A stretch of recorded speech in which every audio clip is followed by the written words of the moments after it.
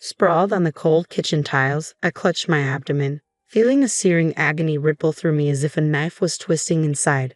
My young daughter, Catherine, stood nearby, her face contorted with worry. "Mommy, are you okay?" she asked in a trembling whisper. Despite the sharp pain coursing through me, I forced a calm tone, trying to reassure her. "I'm fine, sweetheart. It's just a bad stomach ache," I lied, shielding her from the true severity of my condition. Footsteps echoed through the hallway, and my husband, Willie, appeared in the doorway, his expression more annoyed than concerned. With a suitcase in hand, he was clearly preparing for his trip. "What's happening, Amy? Why are you on the floor?" he asked, his voice dripping with irritation. "I think it's appendicitis, Willie. It's really bad. We need to go to the hospital," I gasped, each word laced with pain. He scoffed dismissively. "Appendicitis? You're probably just overreacting. It's probably just indigestion." I opened my mouth to argue, but another wave of pain seized me, silencing me. Willie glanced at his watch, his impatience palpable. "I can't miss this trip with Carol. Just call a taxi or something," he suggested with a wave of his hand, as if my agony was nothing more than a minor inconvenience. My disbelief at his lack of empathy deepened as I struggled to speak again. "Willie, I can't even move. Catherine's here. I need you," I pleaded, desperation creeping into my voice. He shook his head, unbothered. "It's probably nothing. Call if it gets worse." And with that, he left, his suitcase trailing behind him. Left alone, the pain racked my body, and I lay there, helpless with only Catherine by my side. Her small hands found mine, tears in her eyes. "Mommy, don't be sick. You have to be okay," she sobbed. Gathering every ounce of strength, I pulled her close. "I'm here, darling. Mommy's here." But with Willie gone, the urgency hit me hard. My hands shook as I reached for my phone, dialing the one person I knew would come, my brother Russell. The phone rang, cutting through the silence of the kitchen. "Hello," Russell's voice came through, a beacon of hope. "Russell, it's Amy. I need help. I think it's appendicitis. I can't move." I rushed out, each word a battle against the pain. Catherine clung to me, her fear evident. "And Catherine is scared," I managed to say, my voice breaking. There was a brief silence before Russell's calm, reassuring voice came through. "I'm on my way, Amy. Hold tight. I'll be there soon." Lying on the cold tiles, I closed my eyes, trying to bear the sharp pain that pulsed through my body. Catherine stayed close, her small presence offering a little comfort in the chaos. In that moment, a resolute feeling settled within me. Willie's neglect during such a critical time wasn't just hurtful, it was a profound betrayal. A shift had taken place in our relationship, and things would never be the same. Later, in the sterile hospital room, surrounded by the rhythmic beeping of machines, a sense of calm washed over me. The surgery to remove my inflamed appendix was a success, but the emotional wound Willie had inflicted still lingered. I had called my parents to look after Catherine while I recovered. Their voices, filled with concern, only made the absence of their questions about Willie's neglect weigh even more heavily in the air. 2 days later, I returned home, the physical pain now just a dull ache. Catherine's joy at seeing me again was a bright spot in the midst of everything. "Mommy, you're back. Are you all better now?" she asked with innocent hope. I embraced her tightly. "I'm getting there, sweetie," I replied, thankful for her comforting presence. But our peaceful reunion was short-lived. The next day, the loud slam of the front door shattered the calm. Willie and his sister Carol stormed in, frustration written all over their faces. "Why didn't you pick us up yesterday? We had to pay extra for a taxi and train fares." Willie's accusatory tone filled the room as he stormed into the living room. Anger surged within me at his audacity. "Welcome back. Must have been quite a journey," I replied, the bitterness clear in my voice. I met Willie's gaze, my response cold and measured. He faltered, momentarily taken aback by the icy reception. Even Carol seemed surprised, sensing the tension thickening in the room. "What's with the attitude, Amy?" Willie demanded, his tone sharp. I couldn't hold back any longer. "While you were off enjoying your trip, I was in the hospital," I replied, my voice calm but simmering with anger. I glared at Willie, then at Carol, who always seemed to pull him away from his responsibilities toward his own family. Carol's face flushed red, and Willie blinked, clearly confused. "What are you talking about? You're fine now, right?" he asked, dismissively. "It's not just about being fine, Willie. It's about being there when your family needs you," I shot back, my frustration boiling over. Before he could respond, the door swung open, and Russell walked in, followed by our parents and Willie's. Their eyes were filled with a mixture of anger and disappointment, all focused on Willie and Carol. Willie's voice wavered as he asked, "Why is everyone here?" His usual confidence melted away under the weight of their scrutiny. I took a deep breath, gathering my strength to express the hurt that had been building inside me. "Willie, you left Catherine and me alone when we needed you the most. I was in the hospital, and you weren't there," I said, my words carrying the full weight of everything I had been holding back. I turned to face our families. I told them everything. Willie's posture deflated. His bravado vanished as he searched the room, looking for someone to back him up, but no one did. "It's not just about this, Willie," Russell interjected, his voice heavy with disappointment. "It's about all the times you've put Carol before your own family." Carol, who usually wore her confidence like armor, now looked uneasy. Her gaze shifted between the floor and the upset faces around her. Willie tried to defend himself, stumbling over his words, offering excuses and justifications. But the room was thick with tension, and his words fell flat. For me, this moment was decisive. I realized I couldn't keep living like this, overshadowed by Willie's neglect. It was time for change, time to stand up for myself and protect Catherine. The meeting ended without any clear resolution, but for me, it marked the start of a new chapter, one where I would no longer tolerate being overlooked. The message from that day was crystal clear. I had the unwavering support of our families, and Willie's indifferent facade had completely crumbled as they left. His parents cast sympathetic glances my way, an unspoken acknowledgement of their son's failings. That night, as I lay in bed, the day's confrontations replayed in my mind, stirring a whirlwind of emotions, anger, disappointment, but also a growing sense of empowerment. Willie's true nature had been exposed, making it painfully clear that it was time for me to take control of my own life. The days that followed were tense, filled with unspoken words and strained silences. Willie tried to maintain some semblance of normalcy, but the air between us was thick with tension. During this time, I took to reflecting on my deep unhappiness and the undeniable need for change.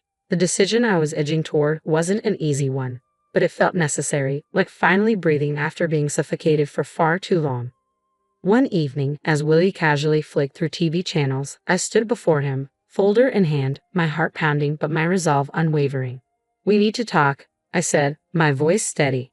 He looked up, irritation flashing across his face. "What now, Amy?" I took a deep breath and handed him the folder. "I want a divorce," I declared. Willie stared at me, disbelief and scorn etched across his face. "Divorce? That's absurd. Amy, you're blowing things out of proportion," he retorted. I shook my head, feeling the surge of empowerment wash over me. "It's not an exaggeration. I've thought long and hard about this. You've consistently prioritized Carol over me and Catherine. I can't continue like this."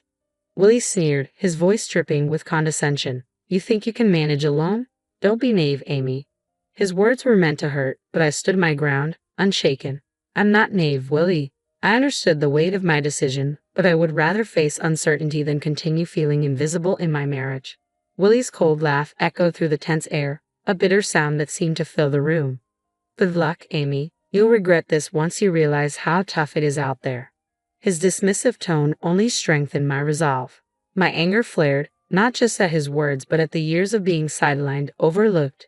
This moment, though fraught with challenges, marked the beginning of something new for me. It was a step toward reclaiming my life and my worth. Maintaining my composure, I firmly replied, "This is my decision, and I'm sticking to it." For a brief moment, it seemed like Willie might argue further, but instead, he just shrugged, a smug smirk spreading across his face. "Fine, have it your way. But remember, I warned you," he said dismissively, turning back to the TV and ignoring me once again. Amidst the whirlwind of emotions, fear was certainly present, but what dominated was a deep sense of liberation. I was finally taking charge of my life, stepping out of the shadows. The next day, I began the legal process for the divorce. The paperwork and legal procedures were overwhelming, but my resolve was firm. My parents and my brother Russell provided invaluable support, helping me navigate each step with encouragement and care. As the process unfolded, Willie's true nature became more and more apparent.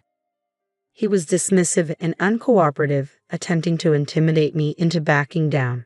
But I stood my ground, bolstered by the support of my family and a growing sense of empowerment. With time, the cracks in Willie's facade grew wider. The charming, confident man had married revealed himself to be selfish and manipulative. His true self was now laid bare for everyone to see.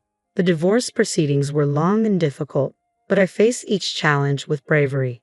Every step forward was a testament to my newfound determination.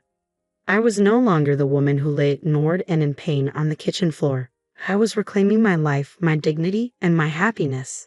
The divorce process was exhausting, punctuated by Willie's constant attempts to undermine and belittle me. In our meetings, he would sneer and make cruel remarks about my parenting and my future without him. However, his words only fueled my resolve to break free from his toxic grip. "Enjoy your struggles, Amy," Willie taunted during one of our final meetings. "You'll soon see how good you had it with me." His arrogance was infuriating, but I remained calm. I'd rather face challenges every day than spend another moment with someone who has so little regard for his family. I replied firmly, and for a brief moment, Willie's smug demeanor faltered. Anger flickered in his eyes before he quickly masked it with a scoff. My resolve was clear. I was moving forward, no longer tethered by his disdain. I could feel the impact of my words. I had struck a nerve. When the divorce was finalized, I was overwhelmed by a strange mixture of relief and anxiety. I was finally free from Willie, but the road ahead still seemed daunting. Yet as I stepped out of the courthouse, a surge of liberation washed over me, revitalizing my spirit. It was as if I had shed an unbearable weight. In the weeks that followed, Willie's life began to unravel. The neglectful behavior he had shown during our marriage, combined with the news of our separation, quickly became the subject of gossip among his coworkers. Those who had once admired him now looked at him with pity and disdain. His charming facade had crumbled, exposing the pettiness and selfishness beneath. The news of our divorce spread swiftly through the community, largely thanks to my well-connected cousin. Willie, who had always been obsessed with his image, suddenly found himself the target of whispered conversations and judgmental glances. Carol, too, couldn't escape the scrutiny. Her involvement in our marital issues became widely known, and friends and neighbors began viewing her with suspicion. The once solid bond she had shared with Willie now appeared strained and uncomfortable. One evening, as I picked up Catherine from school, I overheard a heated argument between Willie and Carol outside their house. Their voices were thick with blame and resentment. "It's your fault we're in this mess," Willie shouted, frustration lacing his words. "How dare you blame me?" Carol snapped back. "You're the one who couldn't keep your family together." Their public quarrel was a stark contrast to the united front they had once displayed. The discord sowed by their actions had finally come to fruition, and now they were dealing with the consequences. As I walked away with Catherine, a sense of vindication washed over me. Willie and Carol were now reaping the fallout of their selfish choices. It was a harsh lesson, but one they had justly earned. The challenges they now faced were entirely of their own making.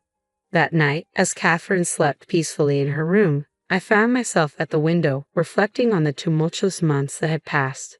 The journey had been arduous, yet it had led me to a place of strength and self-respect. I had stood up for my dignity and Catherine's future. Although the road ahead was uncertain, I felt equipped to face it with newfound confidence. In the wake of the divorce, life began to settle into a quieter, yet more fulfilling rhythm. The burden of my unhappy marriage had lifted, replaced by a refreshing sense of independence. I embarked on rebuilding my life, step by step, with Catherine by my side. Securing the job became my top priority. The gap in my resume from years spent as a stay-at-home mom concerned me, but my determination was unwavering. After several interviews, I landed a position at a small accounting firm. The firm, led by a supportive woman who valued working mothers, offered a flexible and understanding work environment. It was the perfect fit for me. Catherine, too, adapted to her new life with resilience. She started kindergarten, making new friends and diving into her studies with enthusiasm. Her laughter and lively conversations filled our home with joy and light, a stark contrast to the tense atmosphere that had once defined it. Despite these positive changes, echoes of the past occasionally resurfaced. One afternoon, while dropping Catherine off at school, I overheard a group of parents whispering, "That's her, Amy. Her husband left her because he couldn't stand being around her anymore," one of them said.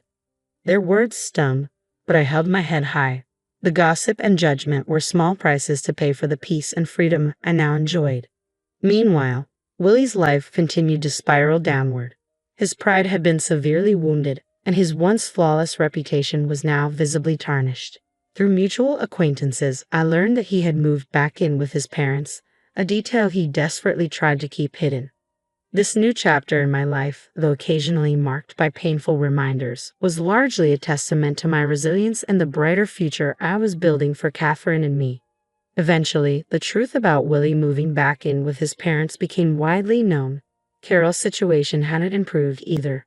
Her meddling in our marriage had alienated many of her friends, and the bond she once shared with Willie was now deeply strained. They barely spoke, their relationship rife with blame and regret. As for me, I found comfort in the steadfast support of my family. My brother Russell had moved closer to us, providing a constant source of strength and reassurance. My parents lavished Catherine with love and affection, helping to heal the scars of the past. One day, while enjoying a quiet moment with a cup of coffee in my kitchen, I reflected on the journey I had endured. The pain, the struggle, and ultimately the liberation, it had all led me to this moment of tranquility. I hadn't merely survived, I had emerged stronger, more self-assured. My reverie was interrupted by the doorbell. When I opened the door, I found Willie standing there, a look of defeat etched across his face. "Amy, I'm sorry. I didn't realize what I had until it was gone," he said, his voice heavy with remorse. His apology, though belated, only validated my decision. "Thank you, Willie," I replied gently. "But it's too late. I've moved on." As I closed the door on Willie and the life we once shared, a profound sense of closure enveloped me. That chapter of my life had concluded, and a new one was beginning. In this new chapter, I was the author of my own story, free to shape my future as I saw fit. From the living room, I heard Catherine's voice call out, and a smile spread across my face. I walked toward her, eager to embrace the life that lay ahead, a life brimming with possibilities and hope.